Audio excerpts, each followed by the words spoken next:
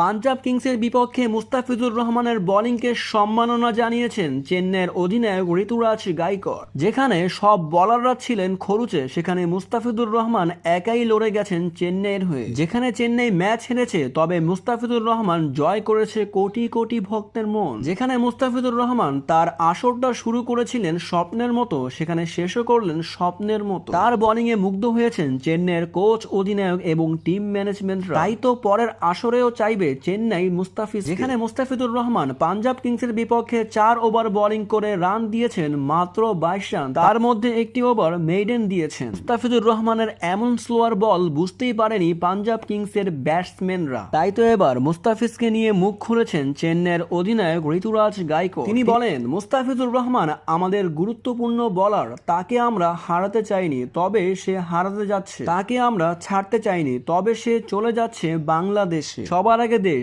তাই তো নিজের দেশের স্বার্থে তাকে খেলতে হবে দেশের হয়ে। যেখানে টি-20 ম্যাচ অনুযায়ী 200-এর উপরে রান হয়, সেখানে আমরা অনেকটাই কম রান করে ফেলেছি। তবে মুস্তাফিজুর রহমান যেভাবে ব্যাটসম্যানদের চেপে ধরে রেখেছিলেন, তাতে করেও আমরা কম রান করেও ম্যাচ জেতার আশা করেছিলাম। তবে মুস্তাফিজুর রহমান চলে গেলে আমাদের অবস্থা খুবই খারাপ হতে পারে। তবে মুস্তাফিজুর রহমানের মতো গুরুত্বপূর্ণ বোলার দলে থাকা মানেই কম রান করেও জেতার আশা রাখা। সেখানে মুস্তাফিজুর রহমান চলে গেলে সেটা হবে আমাদের জন্য দুঃখজনক, এমনটাই বললেন ঋতুরাজ গাইকোয়াড়। তবে আরো জানতে এই চ্যানেলটিকে এখনই সাবস্ক্রাইব করুন।